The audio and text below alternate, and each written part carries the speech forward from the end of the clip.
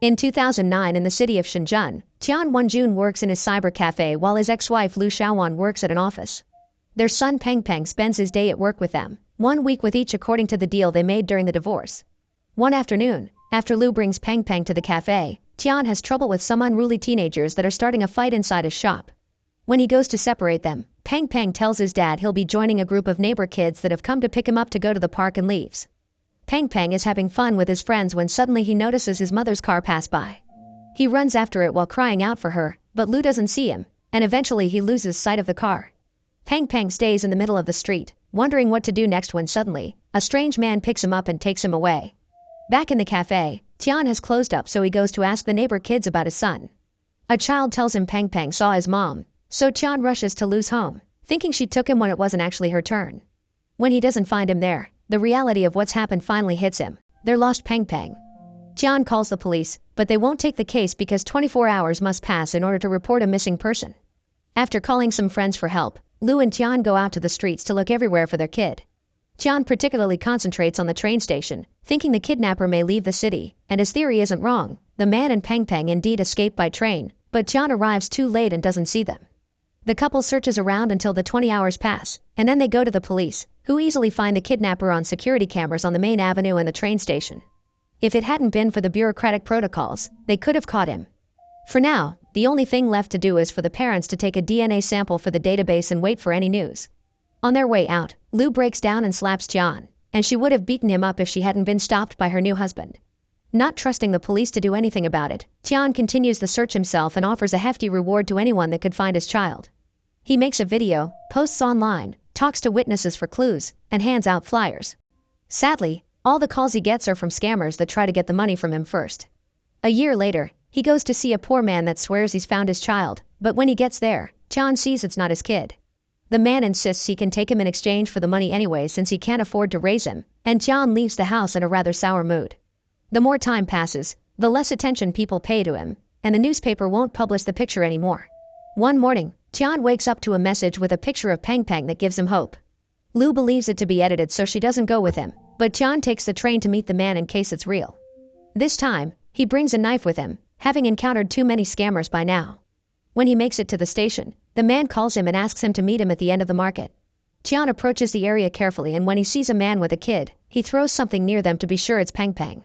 At the noise, the kid turns around and confirms it's a scam, but the man and his friends also see Tian and begin chasing him to steal the reward money. When they reach him at the bridge, Tian takes out his knife to defend himself, but there are too many of them, so he jumps into the river to escape. Meanwhile, Lu is regularly seeing a psychologist, who is trying to help her move on.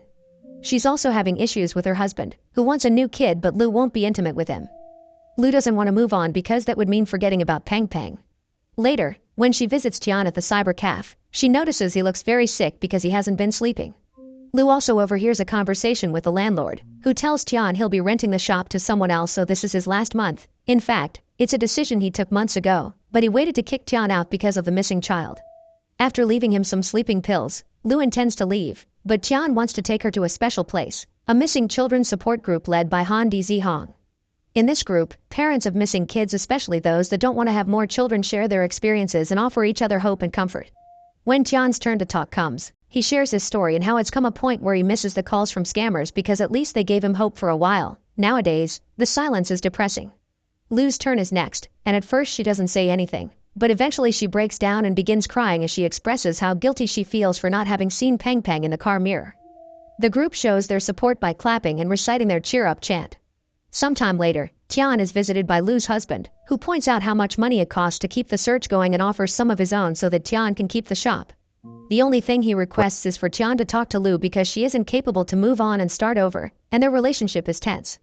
Tian refuses to meddle with their marriage and reminds him that he didn't lose a kid so he doesn't know what it feels like. Many days later, the missing children support group goes on a trip together to see a police friend of Han's who recently cracked a child trafficking ring, so they may find clues about their kids there. The trip turns out to be quite invigorating for their moods. The group has fun singing on the bus and later, having dinner while taking calls from scammers and insulting them together. The only awkward moment of the evening comes when Han explains he's become vegan since he lost his child because he used to work for a trader that trafficked monkeys that were eaten by high socialities and he couldn't help associating the two. The next day, the group gets permission to talk to all the suspects that have been arrested. Many of them refuse to talk since any word they say may make their case worse, although one man does admit he doesn't know anything because he only traffics women, not children. There's also a woman who says that around the date Peng Peng went missing, she saw some men put a child in a bag, killing him through suffocation, but she can't be sure it was Peng Peng. Feeling upset over the lack of progress, the group takes the bus back in a completely opposite mood they arrived in. Suddenly, John sees a truck pass by with sacks in its trunk that are moving on their own. Han makes the bus driver follow the truck, which takes a different road when he notices he's being chased. The bus keeps cornering the truck until it crashes, so the smuggler leaves his vehicle and runs away with the sack, and the group goes after him on foot. When they finally catch him, they hurry to open the sack and are disappointed by its contents. It's just a monkey. On their way home, a few members of the group throw their flyers through the bus window. 2 years later, Tian is working on a food cart when he receives a shocking picture, a boy that seems to be Peng Peng. He meets with the informant who tells him about a village in the countryside and refuses to take the money because he thinks the couple has already suffered enough. Tian and Lu travel there with Han, who calls his police friend as soon as they arrive at the right house. The parents approach the kid they see outside and confirm it's Peng Peng when they see his old scar above his eye, but the boy who is now older doesn't recognize them. His new mother Li Hunkin sees them and comes out of the house to check what is going on, but her presence only provokes Tian and Lu to pick Peng Peng and run away with him. Hunkin goes after them, leaving her other child behind and crying out for help to get the other villagers to chase the couple too. Peng Peng doesn't recognize his blood parents, so he keeps on crying and calling Hunkin Ma. His weight and struggling are also making it difficult for Tian to run, so eventually they fall to the ground. The villagers catch up with them and a fight starts over the child, but thankfully the police arrive just in time before things get violent. Everyone is taken to the station for interrogation. Hunkin explains she's infertile, so her husband had a child with another woman and then brought him home. She swears she didn't know anything about kidnapping and that her husband was a good man until he recently died, but when the cops show her the screenshots from the security cameras, she can't deny that's him.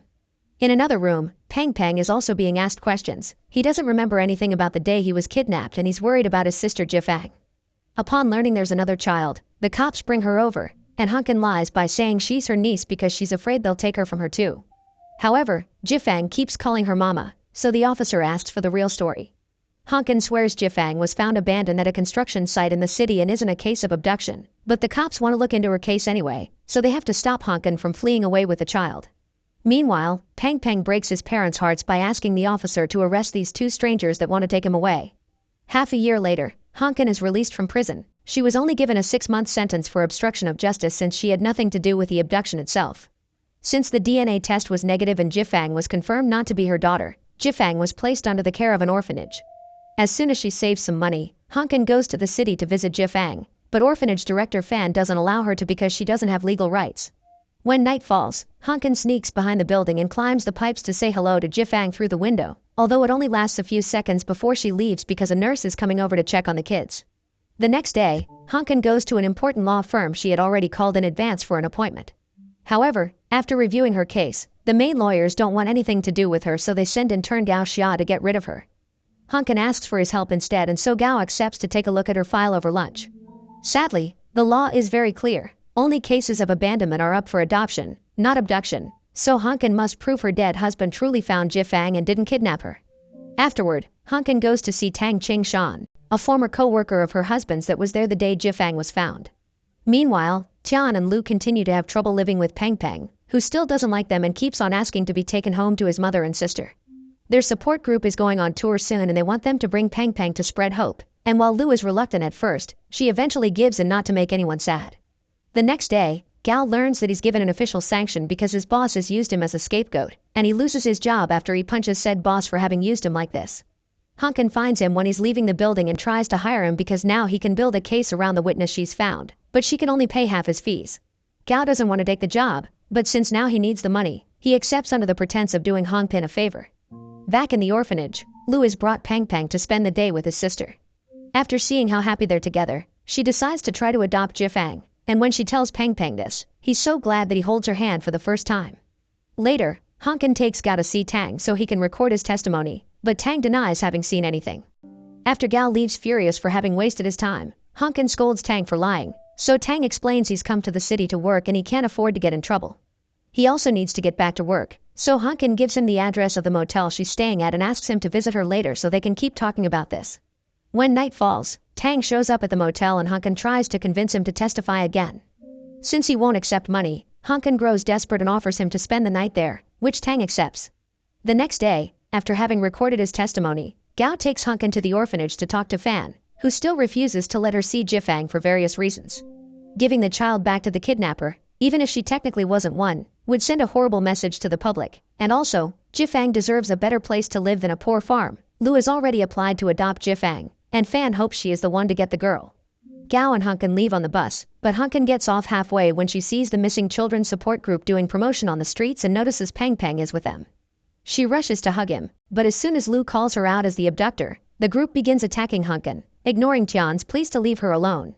After she apologizes to Tian for everything, it's Gao the one that manages to take Hankin away to safety. Later at night, Gao goes home where he has his own problems to deal with. His mother is prone to emotional outbursts and refuses to accept an increased dose of her pills from the doctor, hating the idea so much that she flips the table with the food on it. She's become such a problem that her caretaker tells Gao she's quitting as soon as a replacement is found. Later, when he meets with Hankin, Gao gives her back her money and accepts to help her for free. Meanwhile, Tian has grown so paranoid that he even carries Peng Peng with him when he goes out to throw the trash. That night, he notices Han watching him from his car and tries to talk to him, but Han pretends to be asleep. Minutes later, Tian gets a text from Han saying he's done so much yet he's gotten nothing back, so he can't do this anymore. The following day, Lu has a talk with her husband, who is angry because she had said no to having another child with him, but now Peng Peng is back. She wants to adopt a random girl. He's so fed up that he decides to ask for a divorce. In the meantime, Han and his wife go to the family planning office to apply for a birth permit since the wife is pregnant. However, to get the permit, they need to present the death certificate of their first son. Han refuses to do so because that would mean accepting his son is dead. Some days later, for Peng Peng's birthday, Lu and Tian throw a big party for him and invite everyone from the support group. Han uses the opportunity to announce he and his wife will have a baby soon and it's all legal, and the implications create a very awkward moment. But Tian shows his support and asks everyone to congratulate Han by singing their cheer-up chant. Han is grateful but also overwhelmed, so he leaves the party for a moment to cry in private. A couple of weeks later, Lu and Hankin go to court to decide who gets to adopt Jifang. Both lawyers present very good arguments, but in the end, the judge decides neither of them will get the girl. He can't allow her to go back to Hankin because the public would see it as a kid returning to their abductor, and Lu still isn't divorced yet, so she needs her husband's agreement to adopt, which she doesn't have. Afterward, Gao takes Hankin to his house so she can work as his mother's new caretaker while he tries to appeal to a higher court. Later that night, when Tian is taking out the trash again, he notices Hankin hiding in the shadows. She only wants to see Peng Peng, but Tian knows this isn't the first time she's been around, so while he admits he doesn't hate her, he still asks her to leave and never come back. A few days later, Gao takes his mother to the hospital for a checkup and Hankin gets the results of the general test court asked for to check she's healthy. The results she finds are incredibly shocking. Hankin is pregnant, and her husband had made up the fact she's infertile. Surprised and overwhelmed, Hankin breaks down and cries her heart out in the middle of the hospital hallway. Meanwhile, Peng Peng starts going to school, and while he mentions Lu and Pian as his parents in his introduction, he also mentions Jifang as his sister, who is still at the orphanage waiting for her mother. This story is based on true events. The real Gao visited the real Jifang at the orphanage when he could, and the real Tian also got to reunite with his son in 2011. The real Han hasn't given up and is still searching for his child. All the actors also got to meet the real people behind the characters they're playing, including the real Hankin, who showed them how lonely she is in her now empty house. Make sure to subscribe and turn on notifications so you can watch more videos like this. Thanks for watching.